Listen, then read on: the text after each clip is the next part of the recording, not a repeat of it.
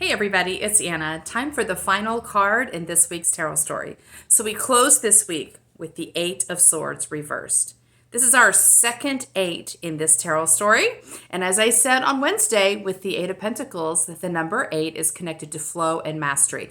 This week really has been about recognizing our own mastery, claiming it, and then expanding inside of that, especially when it comes to the mind. The way the mind tells the story about us, about the world, either helps us feel expansive or it helps us to feel fearful and wanting to hide, right?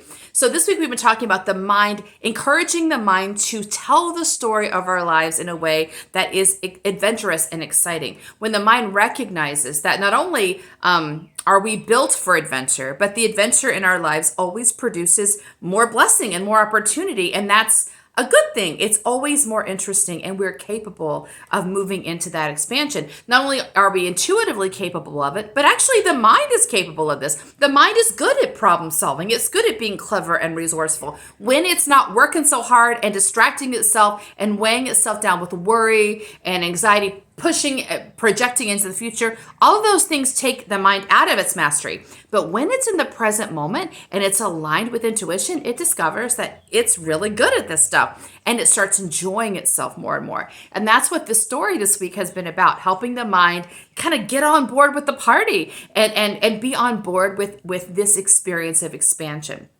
So now we've got the Eight of Swords, and the swords are connected to the mind, right? So here we're talking about the mastery of the mind. If we turn it upright, you can see, although the number eight is about empowerment, it doesn't initially look like an empowering card because the woman's bound up, blindfolded, in a cage of swords. But if you just look at it a little bit longer, you see that even though she's bound up, it's very loose binding. And actually, if she just wiggles a little, that binding's going to fall right off her body. And that's the lesson of this card, that the mind is only stuck because it thinks it's stuck. It's agreeing to being stuck, right? But once it realizes that something else is possible, that's the wiggle room. What else is possible is the wiggle, right? When the mind wiggles, the bonds fall away, take off the blindfold, and this cage has a huge opening right here, which means she can walk right out. She's not really trapped at all.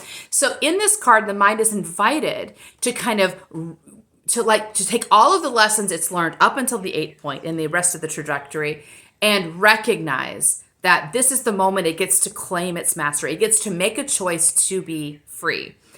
That connects to yesterday's card, which was the Tower card, which I talked about the Tower being the moment where you realize that this structure that maybe you thought was supportive to you is actually in your way.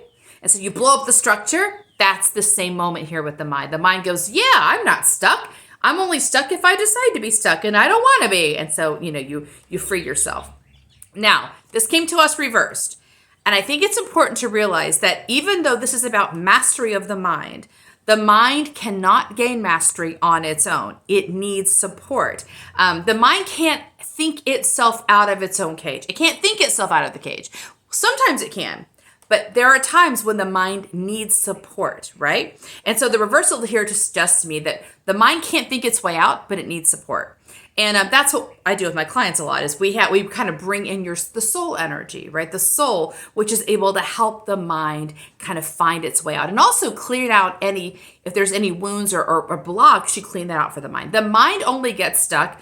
The mind gets stuck when it needs extra support, right? Something about the sword trajectory too. If you look at all the sword cards, there's a lot of water. I'm going to show you. There's water at her feet, which means she's standing in water. And water represents the intuition. So that tells us that the mind needs support from the intuition. It needs to be partnered with intuition. Pure logic, pure linearity is restrictive. The mind cannot get past, if the mind only has itself to rely on, that means it's kind of like it's in an enclosed room and it can't get out of there. There's no windows in this room. There's no doors, right? It can't get out.